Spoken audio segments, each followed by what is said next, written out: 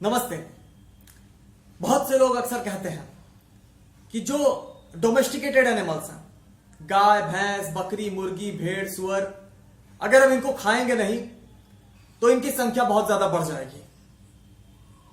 हम इनको खाकर इनकी संख्या नियंत्रित करते हैं, हम पारिस्थितिकी तंत्र को संतुलित करते हैं, ऐसा अक्सर लोग कहते हैं। तो क्या सच में किसी भी जानवर की जनसंख्या हम इंसानों के द्वारा नियंत्रित होती है? क्या अगर हम उन्हें खाएंगे नहीं तो उनकी संख्या बहुत ज्यादा बढ़ जाएगी? आइए आज इस बात का विश्लेषण करते हैं। अब कौन कौन से जानवर हैं जिनको लोग खाते हैं? बहुत से लोग गाय खाते हैं, भैंस खाते हैं, बकरी खाते हैं, मुर्गी खाते हैं, सुअर खाते हैं। ये जानवर क्या प्राकृतिक रूप से रहते हैं? क्या इनकी संख्या प्राकृतिक रूप से बढ़ती है? बिल्कुल भी नहीं। ये पूरी तरह से इनका जीवन जो है कृत्रिम है कि हम पर निर्भर होते हैं और हमारी वजह से जबरन इनकी जनसंख्या बढ़ाई जाती है। कुछ उदाहरण आपको देता हूं। मुर्गी की जो मूल प्रजाति है, जो जंगलों में रहती है, जिसको लाल जंगली मुर्गा कहते हैं, रेड जंगल फाउल, वो साल में 10 से 12 अंडे देते हैं। उनके जीन में परिवर्तन करके हमने 2 कृत्रिम प्रजातियां बनाई, ब्रॉयलर, ट्रायलर, वो सफेद वाले जिनको हम पोल्ट्री के फार्म में अंडे की हजरीज में देखते हैं, चिकन की दुकानों पर देखते हैं। इनसे हम 300 से ज्यादा अंडे पैदा कराते हैं जबरदस्ती।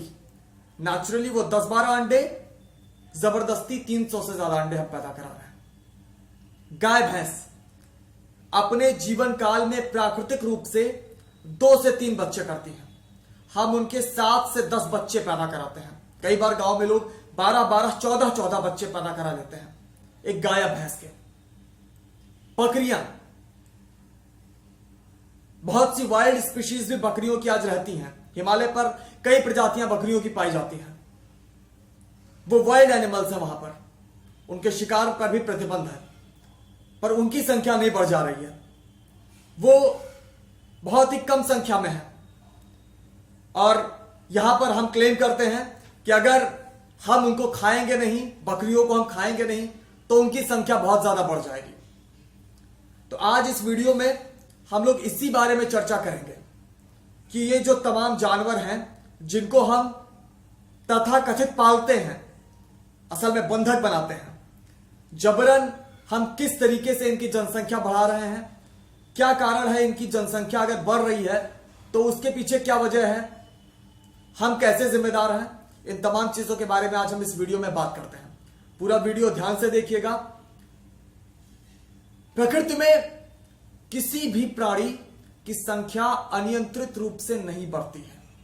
अगर हम उसके साथ छेड़छाड़ ना करें तो किसी भी प्राणी की जनसंख्या अगर अनियंत्रित रूप से बढ़ रही है तो इसका मतलब हमने उसके जीवन में हस्तक्षेप किया है, या तो हमने उसके पर्यावास से उसको अलग किया है, हम उसको कृत्रिम आहार दे रहे हैं, हमने उसके जो जिस जैव तंत्र में वो था हमने उससे उसको अलग किया है, हमने उसका भोजन बदला है।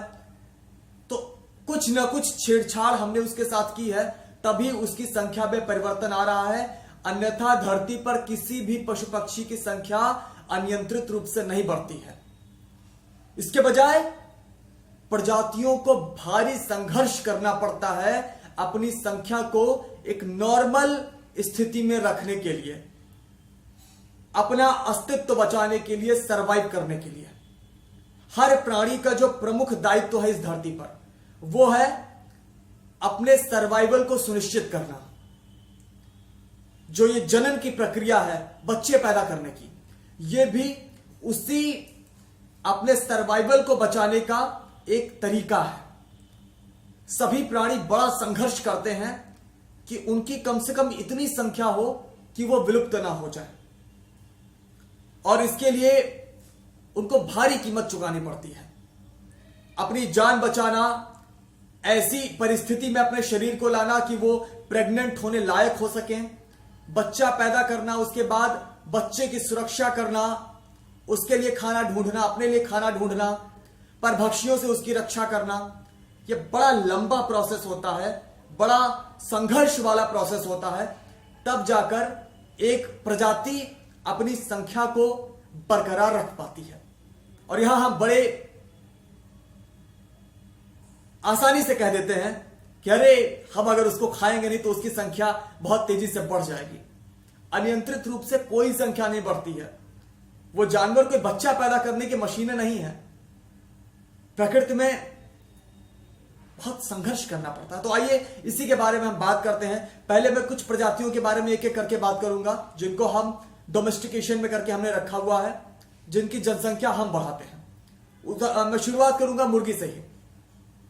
मैंने बताया आपको कि जो मुर्गी की असली प्रजाति है, जो जंगलों में रहती है, लाल जंगली मुर्गा, रेड जंगल फाउल, आज ये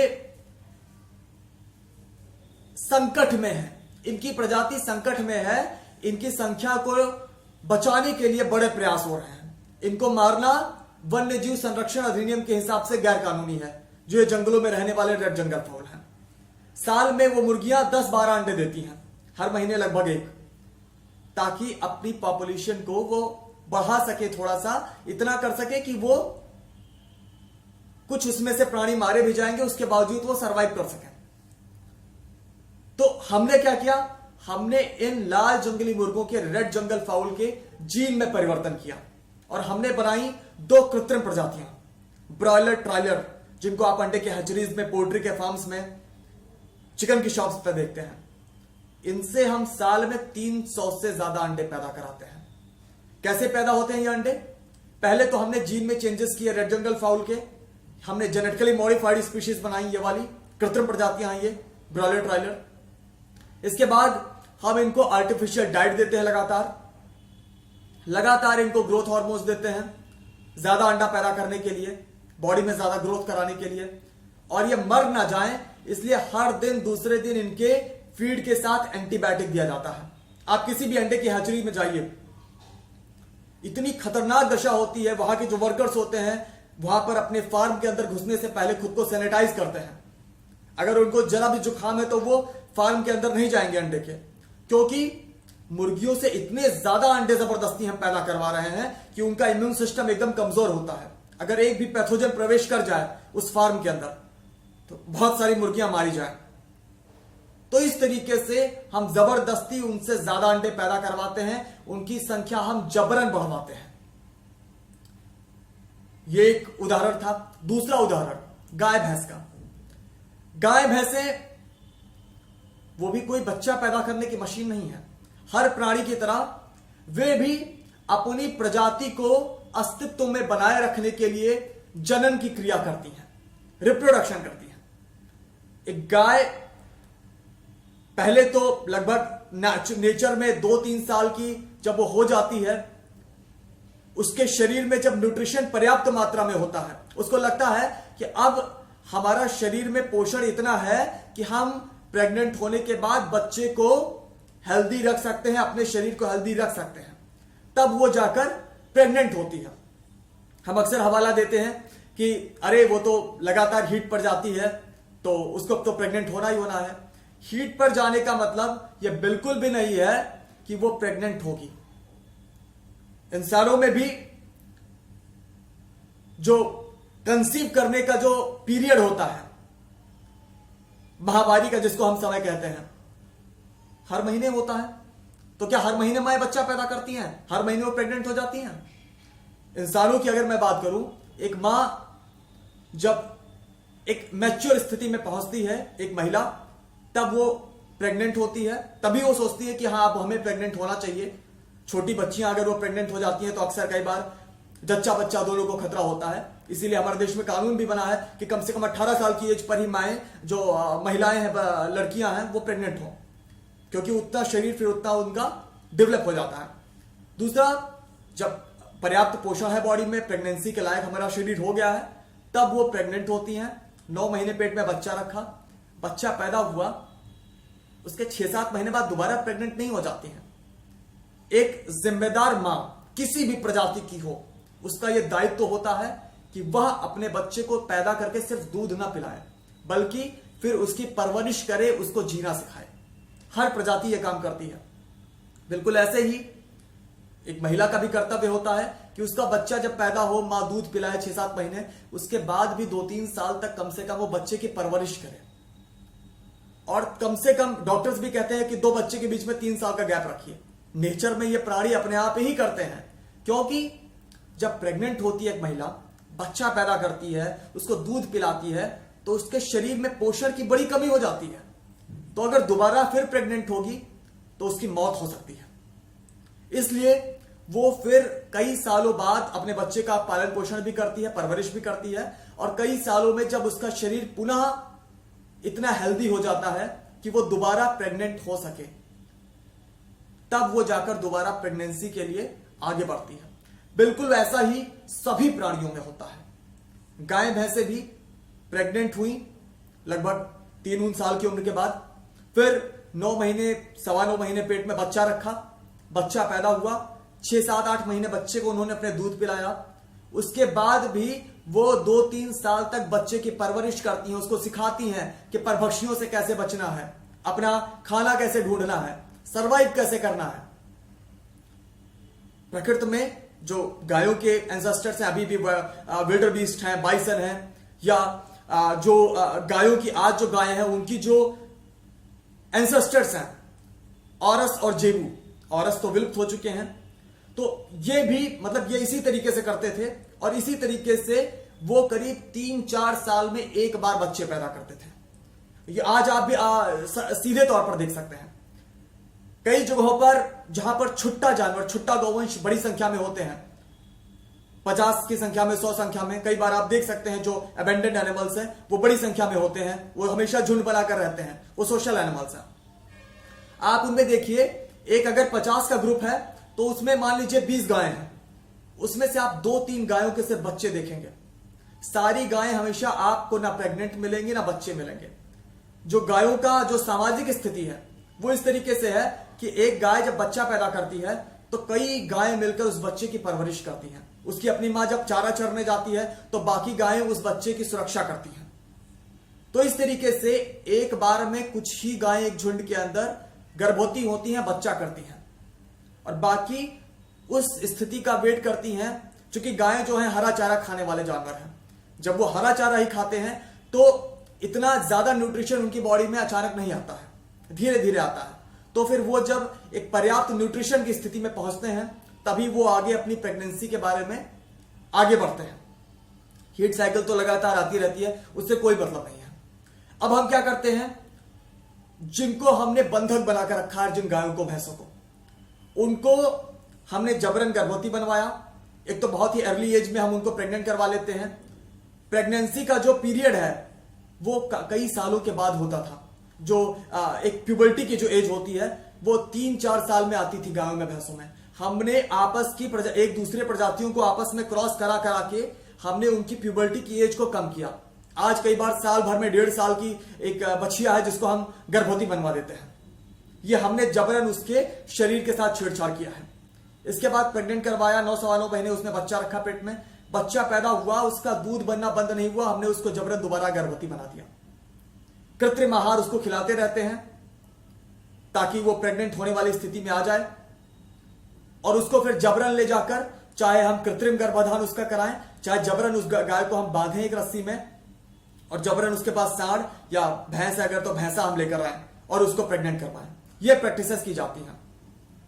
तो होता क्या है कि उस मां ने पेट में बच्चा रखा, बच्चा पैदा किया, उसको दूध पिलाया 6-7 महीने, और मैक्सिमम 6-7 महीने ही उसके साथ उसके बछड़ा को रखा जाता है। भैंसों के नर पड़वे उनको 6-7 महीने के बाद फिर कसाई को ही बेचा जाता है। अगर बछड़ा है तो उसको भी मां से फिर अलग कर दिया जाता है, मतलब, और मां भी बंधी हुई है। परवरिश की जो उसकी जिम्मेदारी है, अपने बच्चे को परभक्षियों से बचना सिखाना, उसको कैसे सरवाइव करना ये सिखाना, ये तो उसकी पूरी की पूरी जो क्रिया है उसको तो हम उससे छीन ही लेते हैं।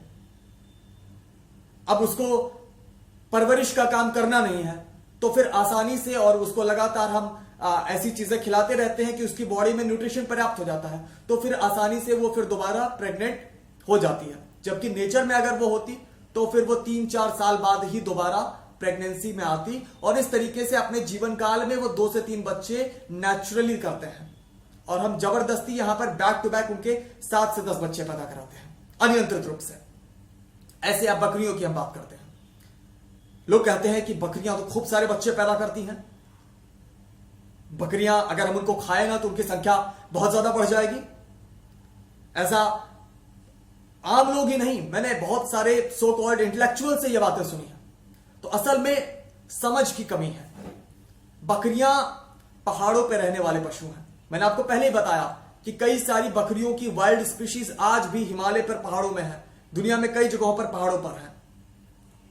उनकी संख्या बहुत कम है। उनकी संख्या को बढ़ाने के बारे में कि वो ज्यादा हो जाए थोड़ा सा चिंता की जा रही है। जो वाइल्ड लाइफ के एक्सपर्ट्स हैं वो चिंता कर रहे हैं। उनकी संख्या नहीं बढ़ रही है, उनको तो कोई नहीं मार के खा रहा है, फिर उनकी पॉपुलेशन क्यों नहीं बढ़ रही है? मैं बकरियों की बात करूं, बकरियों की वाइल्ड में जो प्यूबर्टी की एज है वो 3 साल होती है। हमने जबरदस्ती उनके शरीर के साथ छेड़छाड़ करके उनकी प्यूबर्टी की एज 7 महीने से 10 महीने कर दिया है, मैक्सिमम 12 महीने। मतलब एक बकरी जो पैदा हुई है वो 7 महीने में दोबारा प्रेग्नेंट हो जाएगी। जो एक नया बच्चा है बकरी का वो 7 महीने में प्रेग्नेंट हो जाएगा। हमने उनकी बॉडी ऐसी कर दी है, उनके शरीर में चेंजेस करके, जबकि नेचुरली वो 3 साल में उस स्थिति में आते हैं कि वो प्रेगनेंसी पहली बार प्रेगनेंसी में वो जा सके। इसके बाद पहाड़ों पर खाने की बड़ी कमी होती है, उनको पोषण की पर्याप्त स्थिति में पहुंचने में बड़ा संघर्ष करना पड़ता है। तो जब उसका शरीर इस लायक होता है, उसको पता होता है कि जब हमारा शरीर इस लायक है, इतना पोषण हमारे शरीर में है कि अगर हम प्रेगनेंसी में जाएंगे तो अपने बच्चे को हम पर्याप्त न्यूट्रिशन दे सकते हैं और पैदा करके उसको दूध पिला सकते हैं, तब वो प्रेगनेंसी की तरफ आगे बढ़ती है। दूसरा, पहाड़ों पर स्थिति बहुत दुर्गम होती है। पहाड़ों पर कई बार पहाड़ों से गिर के जानवरों की मौत हो जाती है। अक्सर जो बड़े पहाड़ हैं, ऊपर ग्लेशियर्स हैं, एवलांचे, उसमें बर्फ ऊपर से नीचे आती है, उसमें बहुत से जानवर मारे जाते हैं। कुछ परभक्षी भी होते हैं पहाड़ों पर, उनसे भी कुछ जानवर मारे जाते हैं। तो पहाड़ों पर रहने वाली जो बकरियां हैं, उन्होंने अपने आप को इस तरीके से अडॉप्ट किया है कि वो थोड़े ज्यादा बच्चे पैदा करें, ताकि एटलीस्ट उसमें से एक आध बच्चा तो सरवाइव कर ले, क्योंकि उस दुर्गम स्थिति में अधिकांश बच्चों की मौत हो जाती है। तो इस तरीके से एक बार जब वो प्रेग्नेंट होती हैं तो एक बार में वो 4 से 6 बच्चे तक पैदा करती हैं, और प्रेगनेंसी भी फिर उनमें लगातार नहीं होती है। वो फिर एक बार प्रेग्नेंट हुई, बच्चे पैदा की, उसके बाद कई साल फिर लग जाते हैं उनको अपने शरीर को जो न्यूट्रिशन का लेवल है उस स्थिति में पहुंचाने में कि वो दोबारा प्रेग्नेंट हो सके। जब तक उनका शरीर न्यूट्रिशन में इतना बेहतर नहीं होता है तब तक वो प्रेग्नेंट नहीं होती है, क्योंकि उनको खुद मालूम होता है कि अगर वो कम पोषण वाली स्थिति में प्रेग्नेंट बनेंगी तो फिर उनको और उनके बच्चे को दोनों को समस्या होगी। तो नेचर ने बड़ा सटीक तरीके से चीजों को बनाया है, परिस्थितियों को बनाया है, और उस तरीके से वो आवश्यकता के अनुसार और सही परिस्थिति में ही प्रेगनेंसी में जाती हैं। तो इस तरीके से वो भी अपने सर्वाइवल के लिए जनन करती हैं, रिप्रोडक्शन करती हैं। तो कोई भी जानवर इस प्रकृति में अनियंत्रित रूप से अपनी जनसंख्या नहीं बढ़ाता है। वो बहुत संघर्ष करने के बाद वो स्थिति के हिसाब से इस तरीके से खुद को अडॉप्ट करता है कि वो एटलीस्ट अपने प्रजाति के सर्वाइवल भर की तो अपनी पॉपुलेशन बढ़ा सके, और उसके लिए उनको भारी जद्दोजहद करना पड़ता है, बहुत ज्यादा संघर्ष करना पड़ता है, तब जाके वो अपनी प्रजाति की संख्या को एक सही संख्या में बनाए रख पाती हैं। अब जैसे अभी मैं कुछ वाइल्ड एनिमल्स का उदाहरण देता हूं जो जंगल में रहते हैं। बाघ का मैं उदाहरण दूं, 50 साल हो गए हैं प्रोजेक्ट टाइगर को। सन 1972 में भारत में बाघों की संख्या 1827 थी, 1827, और आज की डेट में 3000 बाघ भी नहीं बने हैं। मतलब कुल मिलाकर करीब 1200 की उनकी संख्या हम पिछले 50 साल में बढ़ा पाए हैं। तब जब 50 से ज्यादा टाइगर रिजर्व आज हमारे देश में है, अरबों रुपए सरकार खर्च कर रही है टाइगर्स की पॉपुलेशन को बढ़ाने के लिए, सैकड़ों वैज्ञानिक लगे हुए हैं, हजारों लोग लगे हुए हैं। इतना ज्यादा मेहनत करने के बाद भी 50 साल में सिर्फ 1200 बाघ बढ़े हैं। उनकी संख्या तो नहीं बढ़ जा रही है। ऐसे ही तमाम वाइल्ड एनिमल्स हैं। International union for conservation of nature के हिसाब से हर 10 मिनट में एक प्रजाति धरती पर इस समय विलुप्त हो रही है।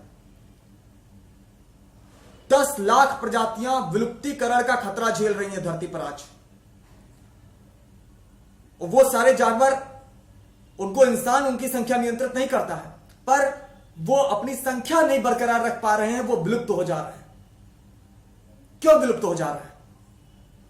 कोई भी प्रजाति अनियंत्रित रूप से नहीं बढ़ती है, इस बात को हमें समझना चाहिए। तो इस तरीके से यह कहना सरासर गलत है कि वो मुर्गियां, वो गाय, वो भैंस, वो बकरियां अनियंत्रित रूप से बढ़ जाएंगी अगर हम उनको खाएंगे नहीं। हम जबरदस्ती उनको उनके हैबिटेट से लेकर आए हैं, जबरदस्ती हमने उनको अपना बंधक बनाया है, जबरदस्ती हम उनको कृत्रिम आहार देते हैं, जबरदस्ती हमने उनके जीन में चेंजेस किया है, जबरदस्ती हम उनको अलग अलग तरह की दवाइयां और ड्रग्स देते हैं। तो इस तरीके से ये जो पूरा तरीका, जो हमने ये पूरा सिस्टम बनाया है, अपने मांस की लालच करना, दूध की लालच करना, अंडे की लालच करना, उसके लिए जबरन उनकी जनसंख्या बढ़ाना, यह बड़ा गलत है। और आज ये हमारे जैव तंत्र के लिए सबसे बड़ा खतरा है। ये चार्ट आप देख पा रहे हैं, ये धरती के मैमल्स का बायोमास है। 6000 से ज्यादा प्रजातियां हैं स्तनधारी प्राणियों की धरती पर। यह उनका बायोमास है। मतलब अगर उन सभी 6000 से ज्यादा प्रजातियों के सभी प्राणियों को एक तराजू में तौला जाए तो 36% भार इंसानों का है, 60% भार इंसानों के द्वारा जबरन पैदा कराए जाने वाले फार्म के जानवरों का है, और 4% से भी कम में वो 6000 से ज्यादा वन्य जीव वाली मैमल्स की प्रजातियां हैं जो स्वतंत्र रूप से रहती हैं, जिन पर नियंत्रण इंसान नहीं करता है। तो क्या वजह है कि इंसान इतने ज्यादा है और इंसानों के द्वारा पैदा कराए गए वाले जानवर इतने ज्यादा हैं और वाइल्ड एनिमल्स बढ़ ही नहीं पा रहे हैं? वो इसलिए क्योंकि हम कृत्रिम तरीके से अपनी जनसंख्या जबरदस्ती बढ़ाते हैं और उनकी जनसंख्या जबरदस्ती बढ़ाते हैं। हर प्रजाति अपना दायित्व समझती है। बच्चे पैदा करना यह कोई खेल नहीं है। हर मां, हर प्रजाति जो वाइल्ड एनिमल है, वो सही स्थिति में आके बच्चे तभी पैदा करती है जब वो सही परिस्थिति में हो। बच्चे पैदा करने के बाद वो पूरा पालन पोषण का पूरा जिम्मेदारी उठाती है, और जब बच्चे को इस स्थिति में पहुंचा देती है कि वो अपने आप इंडिपेंडेंटली सर्वाइव कर सके स्वतंत्र रूप से, तब जाके वो दोबारा प्रेग्नेंट बने। पर गैर जिम्मेदार तरीके से हम इंसान जो जबरदस्ती बच्चा बहुत सारा पैदा करते हैं, एक के बाद एक परवरिश करना नहीं है बच्चों की, सिर्फ बच्चे पैदा करते रहना है, यह गैर जिम्मेदाराना हरकत जो है हम इंसान करते हैं। और जबरदस्ती जिनको हमने जानवरों को बंधक बनाया हुआ है, गाय, भैंस, बकरी, मुर्गी, भेड़, सुअर, उनको हम जबरदस्ती जनसंख्या बढ़ाते हैं।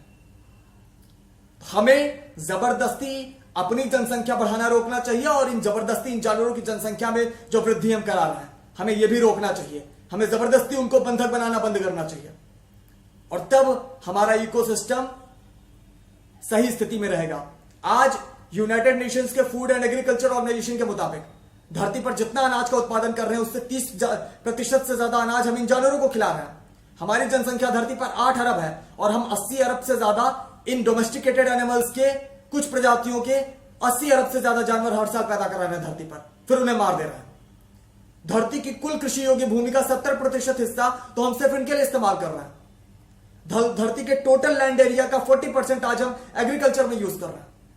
यह धरती पर बोझ डाल रहा है, जंगल काटे जा रहे हैं, तमाम तरीके के वाइल्ड हैबिटेट्स डिस्ट्रॉय किए जा रहे हैं। नदी, तालाब, समुद्र में बड़े बड़े जाल डालकर हम मछलियों को निकालकर वहां के इकोसिस्टम में प्रहार कर रहे हैं।